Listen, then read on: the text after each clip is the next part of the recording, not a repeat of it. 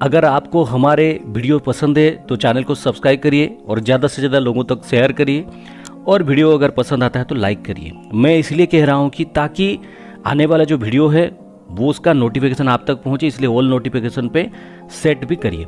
देखिए, बहुत सारे लोग हमें बार बार ये सवाल करते हैं कि आचार्य जी, अगर आपने कभी नबाड़ मंत्र का जाप किया था, क्या रहा था आपका अनुभूति? मैंने Gurukul the awesome knowledge channel में एक डरावना अनुभूति दिया था, किस तरह से नबाड़ मंत्र जाप से मेरे जीवन में कुछ दिक्कत हुए थे और उसके बारे में मैंने बताया था किस प्रकार से साधना असफल हुआ था। लेकिन आज मैं आप सभी को बताऊंगा किस प्रकार से मेरी नबाड़ मंत्र का जो पहला साधना फेलियर हुआ था मैं, लेकिन बहुत कुछ सीखा था। लोग अक्सर कहते हैं कि जब लोग कोई किसी चीज़ में असफल हो जाते हैं तो आने वाले समय में वो सफल हो जाते हैं। ठीक है, इस वीडियो में हम आप सभी को बताएंगे किस प्रकार से नबाड़ मंत्र की साधना मुख्यतः किन कारण के वजह से फेलियर हुआ था, क्यों असफल रहे थे हम पहली बार साधना में, और क्या था और मैंने क्या सीखा। ये आपके जीवन में बहुत सारे परिवर्तन कर सकता है और आपके जीवन में बहुत सारे बदलाव भी कर सकता है। देखिए, पहली बार है जब नबाड़ मंत्र का साधना मैंने किया, हो गया बहुत साल पहले की बात बोल रहा हूँ मैं। नबाड़ मंत्र की जब मैंने साधना पहली बार किया, उस समय मुझे किसी ने कहा था कि अगर आप कोई भी देवी मंत्र का जाप करो तो आपको अच्छा फल देगा। तो मैंने बहुत सारे देवी मंत्र का जाप किए उस समय, ठीक है, और उसके साथ ही मैंने नबाड़ मंत्र का जाप करने के भी सोचा। जब नबाड़ मंत्र जाप करने के लिए हमने ये एक संकल्प लिए कि किस प्रकार से हम जाप करेंगे, तो वो समय आप मान के चलिए नवरात्रि का समय था। हाँ, नवरात्रि का समय था और नवरात्रि के समय में हमने ये अनुष्ठान किए कि चलिए हम नबाड़ मंत्र का कुछ जाप कर लेते हैं। देखिए, उस समय जो हम नबाड़ मंत्र का जाप किए तो उस समय हमारे अंदर जो भक्ति का भावना था वो बहुत ही कम था। हमारे अंदर था कि हाँ, देवी मंत्र जाप करने से हमारे जीवन में बदलाव होंगे, इसलिए हम एक के बाद देवी मंत्र जाप कर रहे थे। उसी बीच नबाड़ मंत्र का भी हम जाप का संकल्प लिए। पहले नबाड़ मंत्र असफल हुए, लेकिन हमें क्या मिला मैं आपको बता दूं। देखिए, पहले जब हमने नबाड़ मंत्र का जाप का संकल्प लिया, शायद 51,000 या फिर 1 लाख या फिर उसी प्रकार सा 51,000 या फिर जो भी मान के चलिए 10 दिन का या 11 दिन का संकल्प था, पुराना बात है, थोड़ा ठीक से याद नहीं हो रहा है। तो उस समय हमने क्या किया, वैसे ही संकल्प वगैरह हम ले लिए कि हाँ पूजा पाठ करेंगे, मतलब पूजा पाठ करके हम नबाड़ मंत्र का जाप करेंगे। लेकिन जब नबाड़ मंत्र के लिए हम जाप के लिए सोचे, उस समय हमें ये नहीं पता था कि कवच क्या होता है, क्योंकि बहुत पहले की बात है। तब जैसे देवी मंत्र, विभिन्न प्रकार की देवी मंत्र होता है, ये भी देवी मंत्र है, तो हमें बिना कवच का हम जाप कर दिए। और जब 1-2 दिन हो गया, हमारे शरीर में हम थोड़ा परिवर्तन देखने लगे कि हमें ज़्यादा अत्यधिक गर्मी का बॉडी में महसूस हो रहा है और हमें रात को नींद नहीं हो रही है, मतलब रात को नींद होने में भी दिक्कत हुआ। हमें ये लगा कि भाई क्या हो रहा है हमारे साथ, हमें बहुत एक अजीब प्रकार का महसूस हो रहा था। रात 2:30 बजे के आसपास उठ जाना, पूजा मंत्र जाप करते समय आसन छोड़ के उठ जाना, या फिर अभी साधना बंद कर दूं, ऐसा हुआ मेरे साथ। तो हमें बाद में पता चला कि कुछ आसपास में कुछ ऐसे नकारात्मक ऊर्जाएं हमें बिल्कुल भी ये साधना करने के लिए नहीं दे रहे थे। पहले भी मैं कुछ देवी साधना में विफल हो गया था। तो मैंने क्या क्या 5 दिन 6 दिन में ही अचानक ही मैं जब साधना कर रहा था, साधना से उठ खड़ा हुआ अपने आसन से और बोला कि मैं ये जाप नहीं करूँगा। हो गया काम, मतलब मेरी साधना खंडित हो गया। देखिए, इससे रिलेटेड बहुत सारे डरावना अनुभूति है, कभी और दूसरे समय में बताऊंगा। आप सभी लोग एक बात जान लीजिए, बहुत सारे अनुभूति हैं महाशक्तियों की साधना में। एक एक करके समय होगा तो कभी समय मिलेगा तो आप सभी को बताऊंगा।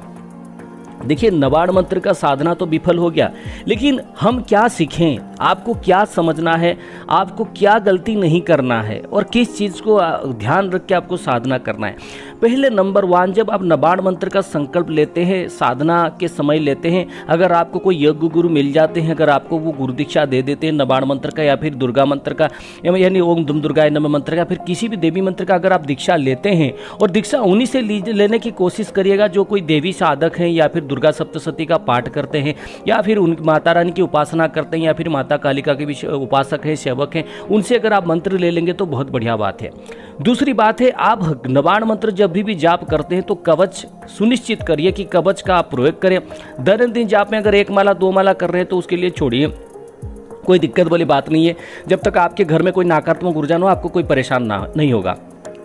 लेकिन अगर आप 11 दिन का संकल्प लेना चाहते हैं या फिर 9 दिन का संकल्प लेना चाहते हैं, तो उससे पहले आपको कवच पाठ जरूरी है, जरूर करना है। चंडी कवच हो या फिर किसी दूसरे कवच का भी आप पाठ कर सकते हैं।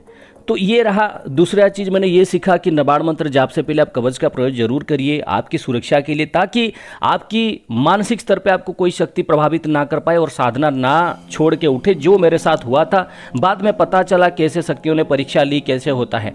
दूसरी चीज़ है कि इसमें देवी माता की बहुत सारे जो होते हैं, योगिनी वगैरह जो बहुत होते हैं, वो भी आपकी बहुत परीक्षा लेते हैं। इसीलिए हर समय आपकी मन में एक प्रकार की विचार आएगा, गुस्सा आएगा या फिर कामुक विचार आएंगे और आपकी ब्रह्मचर्य खंडित होने का बहुत चांसेस है। तो इसीलिए उसको सुरक्षित करने के लिए इस नबाड़ मंत्र जब जाप करेंगे, उस समय आप हनुमान जी की उपासना साथ साथ में 1 माला 2 माला या फिर हनुमान चालीसा का जाप आप करते जाए, आपको कोई दिक्कत नहीं है। चौथा यह है कि बिना भक्ति का बिल्कुल भी नबाड़ मंत्र किसी का कहने पर जाप ना करें, कोई फल देखने के लिए। यानी किसी ने कह दिया, बापू जी ने बोल दिया कि नबाड़ मंत्र से ये लाभ होता है, लेकिन मैं हर वीडियो में मैंने ये कहा है हर वीडियो में कि भाई नबाड़ मंत्र जब जाप करते हो पहला भक्ति होना जरूरी है। बिना भक्ति का नबाड़ मंत्र जाप करने का कोई फायदा नहीं है, ठीक है। तो इसमें अगर आपके अंदर भक्ति है तो नबाड़ मंत्र का जाप करें या फिर किसी भी देवी मंत्र का जाप करें, तो वो आप बिल्कुल भी बिना भक्ति का जाप ना करें, बहुत गड़बड़ हो जाएगा। हालांकि हर साधना में यही रूल है, चाहे किसी गणपति भगवान का करें, भक्ति बिना साधना बिल्कुल भी सफल नहीं होता। और एक चीज़ जो मैंने सीखा, नबाड़ मंत्र जब आप जाप करते हो उससे पहले घर में क्लेश हो जाता है और उसी बीच में घर में बहुत सारे परीक्षा हो जाते हैं, क्योंकि आपको बहुत बार कोशिश किया जाता है साधना से उठाने के लिए, साधना को खंडित करने के लिए, और कभी कभी शक्तियाँ उसमें सफल भी हो जाती हैं। ताकि जितना उनका मकसद यही होता है कि जितना आपकी परीक्षा लिया जाए, आप कितना धैर्य के साथ इस साधना को पूरा कर पाते। उनका ये मकसद नहीं है कि आपको साधना से उठा दिया जाए या फिर आपको भी दूसरे साधना करिए फिर इस साधना का ना करें, वैसा बिल्कुल भी नहीं। शक्तियों का परीक्षा बहुत होता है। तो ये ध्यान रखिए, सुनिश्चित करिए जब घर में एक शांतिपूर्ण वातावरण हो या फिर घर में कोई अनगोइंग क्लेश चल रहा है, जैसे घर में झगड़ा हो रहा है, उसी बीच आपने नबाड़ मंत्र का 1.25 लाख अनुष्ठान उठा दिए तो तांडव हो जाएगा घर में, पहली बात है। तो ये सबसे बड़ी चीज़ है, इस चीज़ को आप जरूर ध्यान रखें। और दूसरी बात है, नबाड़ मंत्र जब जाप करते हैं किसी को ना बोले कि हम नबाड़ मंत्र का जाप कर रहे हैं। कोई अगर बार बार फोर्स करता है क्या जाप कर रहा है, क्या जब बोल दीजिए कि किसी भी देवी मंत्र का जाप कर रहे हैं, तो उसको कभी भी ना बोले कि नबाड़ मंत्र का जाप कर रहे हैं, ठीक है। और बहुत सारे ऐसी छोटी छोटी बात है जिसको ध्यान रखना है। लेकिन मेरे जो पहले नबाड़ मंत्र का साधना में असफल हुआ था, इन सारे चीज़ों को मैं सीखा था। कवच का महत्व क्या है, कि कैसे आपको सुरक्षित रहना है, कैसे शक्तियाँ आपकी दिमाग पर प्रभाव डालती, बहुत सारे बात मैंने यहाँ पे बोला है। छोटा सा वीडियो है, इस वीडियो को पूरी तरह से अनुभूति बताऊँगा तो 30-40 मिनट का वीडियो हो जाएगा, लेकिन संक्षिप्त में मैंने आपको बोला है। आने वाले समय में ये कोशिश करूँगा कि आप लोग तक जो पूरी तरह से मेरी अनुभूति है, किस प्रकार से डरावना अनुभूति हुआ, किस प्रकार से कैसे हुआ, माता रानी का परीक्षा हुआ, किस प्रकार से जीवन में परिवर्तन हुआ, सारे चीज़ को बताऊंगा।